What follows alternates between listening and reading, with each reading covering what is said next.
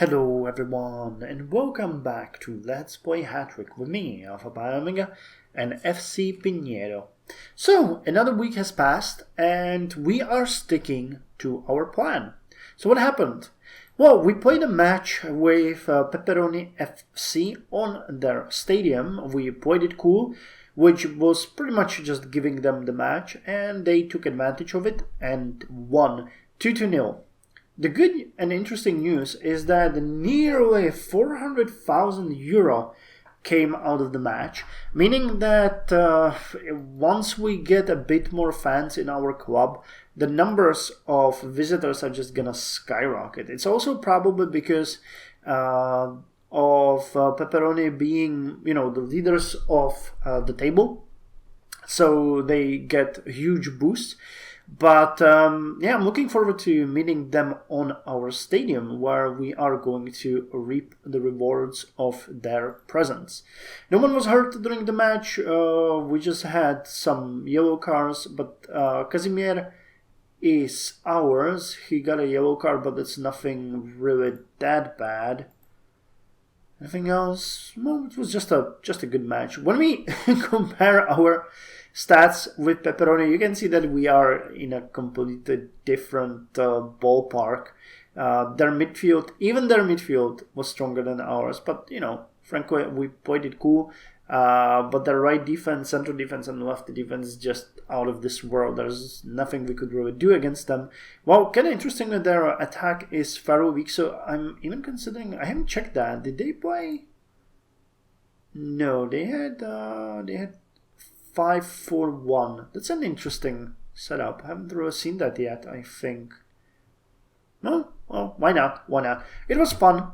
I checked on the match a couple of times while it was going and had a blast watching it.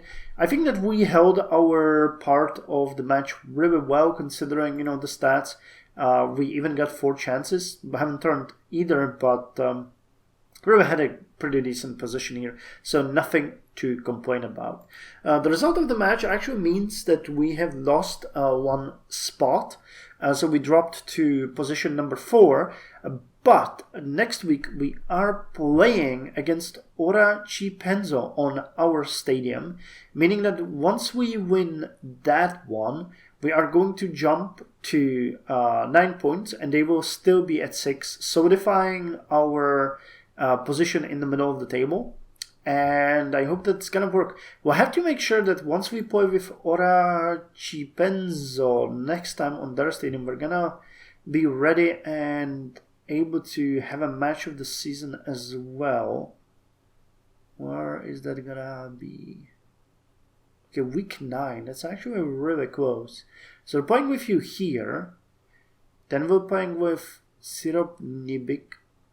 And then again with Sirop Nibik. Who the hell are they?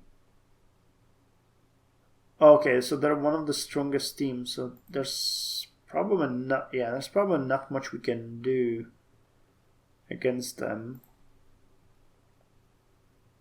Okay, well we don't have a way to analyze them, but maybe I can check some of their matches so that we could see how well they're doing. Internet 75 towards them. Well, they're not that strong, so we'll see. But against them, we have to probably play it cool both of the times so that we get our dismal team spirit up a bit at least. Yeah, it's gonna be fun. Wait, are we playing both on our stadium? Oh, we are. Okay, so there's gonna be 2 matches. Okay, so yeah, that's what I was talking about last time. Okay, cool. So basically, it means that right now we're gonna have to play the match against Ora Cipenzo, probably as a match of the season. Yeah, we need to win this one. No, we don't need to win this one. We could actually throw the towel in. Playing it cool would be fine. But then we risk losing that match. Then against Syrup, we can... No, we're gonna do it this way. We're gonna... Match of the season, play it cool, match of the season. That's how I'm gonna do it. That means that we're gonna defeat Orachi Penzo both of the times, and we'll be happy. Hopefully we'll be able to do it even on their stadium, but I kind of think that we might have a chance because they are fairly evenly matched with us, and unless something happens, we might be able to do this. Okay, so that's the plan. We've had quite a bit of changes in our team in this week. Cosmin Periano now has a brilliant playmaking, and Omar Bellone has an excellent playmaking, which made me happy. Cosmin has been playing as our winger for quite some time now, so it's really interesting to see him, going up like this. His playmaking is getting better every week, pretty much, and you can see that he is now a very good winger. Even with a really weak winger skill, we have been able to utilize them fairly well. Now, the wings are something where we are fairly weak, so we might eventually decide to just sell him and buy some good winger, but for now he is pretty good and he is doing his best, so I'm happy with him. As far as Omar goes, he's our trainee. He's 19, playmaking of 8, defending of 9. He has a technical specialty, winger of 6, so he's becoming a pretty decent all-rounder. Form passable, stamina passable, so he's just doing his inner midfielder training as much as he can, and we're using him sometimes as a central defender as well, because that is just what he is, fairly good at. Transfer compare, we could sell him for 680k now. That's kind of funny, considering that we bought him for 380. But it's because he has a lot of skills, but they are not that high.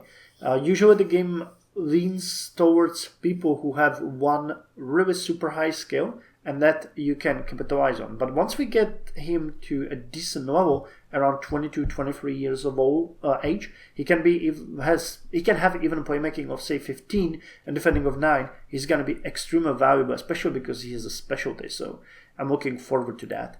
As far as fans go, they're satisfied. We won the previous match. We lost this one, where they didn't expect that much of us. So not bad. And you can see that we are already back to decent growth. We're getting 7 here and 7 here.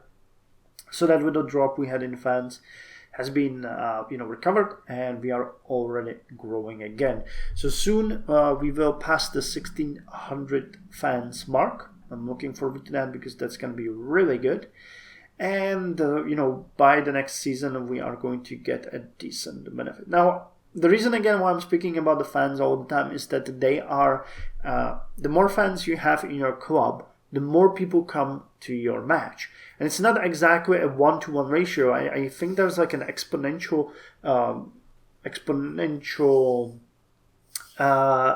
ratio between them. So if you have 800 or 1600, doesn't mean that these the amount of fans would double. But I don't know math about it. Maybe someone does. If you do, put it in the comments, or I think we can find it in Hattrick Wiki. But I never really cared about all that much because the math is usually, I like to not know the math. That makes it slightly better. Plus, there's a lot of random chance, and it's affected by your position in the series, the actual level of the division that you're in, and so on and so on. So that's the fans. As far as money goes, there's not much of a difference since last week, considering we haven't played on our stadium. So we're still sitting on about $500,000 in cash, which is great. And for next week, we have set everything up. So yeah, I think things are looking really good. The further we get, the more sure I am that we are going to be able to stay in this division. Now, it's not what I wanted, but while we're here, and if we can hold, then great. We're gonna get more money, better players, and eventually we might even be able to get a bit higher in a couple of seasons. But for now, I think we're doing fairly good. And if we actually stay here and keep earning this much, because our stadium is generating a lot of revenue for us. I'm thinking that in a season or two, we might start thinking about opening a youth academy. Now that's a whole another can of worms. And before I made the mistake of opening it too early, so it actually drained a lot of finances from my main team. But if we can spend this cash and get some rewards and save up a bit more of money, and we will not identify any major weak points, because for now we do have a couple of weak points, which is mostly the aged players and where they are playing, like Peter Thiel and Osialova. We have a bunch of players that are past their prime. So we need to get rid of them and not have them play in any major role. I don't mind 35, 36, that is great. But that means, you still don't have to replace them in a season or two. 35 can play for another 2 seasons at least. So we need to have no one older than that. If we can achieve that, at that point we can decide to splurge on the Youth Academy and really get into it. Okay, so with this face of satisfied fan, I'm saying goodbye for this week, and I'll see you next one, where we are going to be one step closer to, staying in the current division.